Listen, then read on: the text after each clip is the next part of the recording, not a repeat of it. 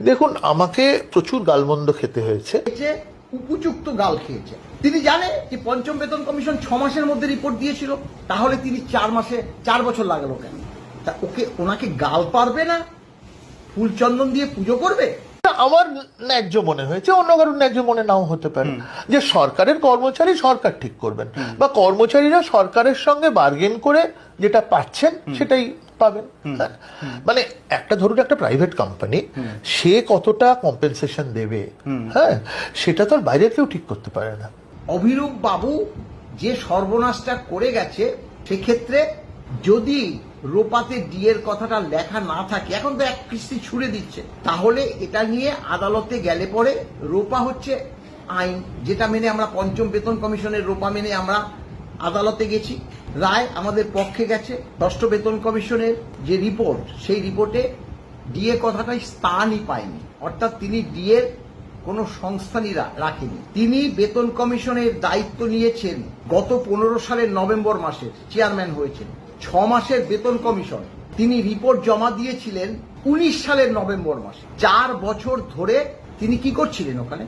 ডিএটা যাতে না দেয় এইসব গুলো তিনি চিন্তা ভাবনা করে সময় কাটিয়েছিলেন নাকি? ওনাকে আমরা চ্যালেঞ্জ করছি। রাজ্যের এআইসিপিআই হয় না, উনি মিথ্যে বলেছেন। পঞ্চম বেতন কমিশনের তখন তো রিপোর্ট বেরিয়ে গেছে, মানে ডিএর অর্ডার তো বেরিয়ে গেছে ট্রাইব্যুনাল থেকে। অভিনব সরকার জানে এখন যদি ডিএর কথাটা ষষ্ঠ বেতন কমিশনের রোপায় থাকে, তাহলে তো এটা নিয়ে মামলা যেতে পারে, ডিএটা উঠিয়েই দে। অভিরূপ বাবুর খেদ হয়েছে।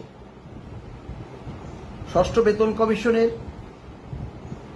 যে রিপোর্ট, সেই রিপোর্টে ডিএ কথাটাই স্থানই পায়নি, অর্থাৎ তিনি ডিএর কোনো সংস্থানই রাখেনি। স্বাভাবিক নিয়মে কর্মচারী সমাজ যা নয় তাকে বলেছে, যা নয় তাই বলেছে, আমরাও বলেছি, অস্বীকার করব না। কেন বলবো না? তিনি বেতন কমিশনের দায়িত্ব নিয়েছেন গত 15 সালের নভেম্বর মাসের, চেয়ারম্যান হয়েছেন। 6 মাসের বেতন কমিশন, তিনি রিপোর্ট জমা দিয়েছিলেন 19 সালের নভেম্বর মাসে। 4 বছর ধরে তিনি কি করছিলেন ওখানে? কি করছিলেন?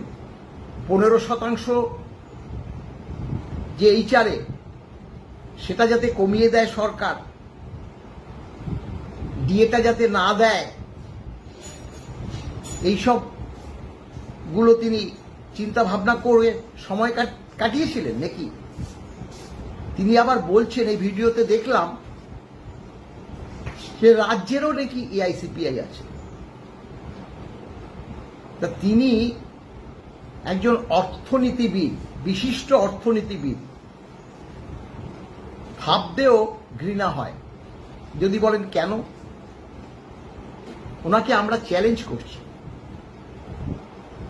রাজ্যের এআইসিপিআই হয় না, উনি মিথ্যে বলেছেন, না জেনে বলেছেন। দেখুন, আমরা সরকারি কর্মচারী, কিভাবে এআইসিপিআইটা হয় সেটা আমরা ভালো জানি, কারণ আমরা কর্মচারীদের প্রতিনিধিত্ব করি। প্রত্যেকটা স্টেট গভর্নমেন্টের থেকে, দেখুন, আমাদের বেঁচে থাকতে গেলে খাদ্য, বস্ত্র, বাসস্থান, স্বাস্থ্য, শিক্ষা এবং কিছুটা সঞ্চয়, এগুলোর প্রয়োজন আছে। সেই হিসাবে বেতন কমিশনে বেতন নির্ধারণ হয়, আর বেতনটা ক্ষয় হয়।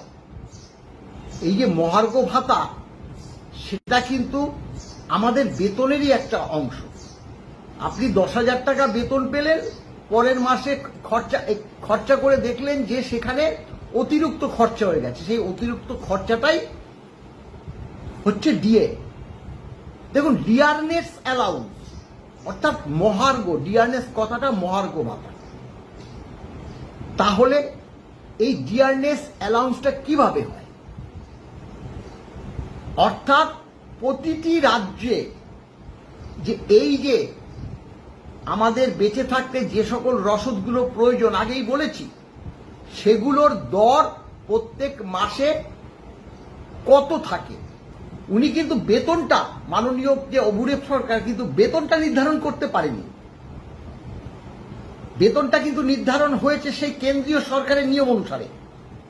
অর্থাৎ আমাদেরও 2.57 গুণিতক বেতন বৃদ্ধি হয়েছে।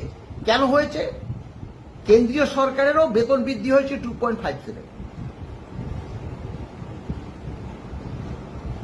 স্বাভাবিকভাবে এই যে মহার্ঘ ভাতা যেটা নির্ধারণ হয় all India consumer price index,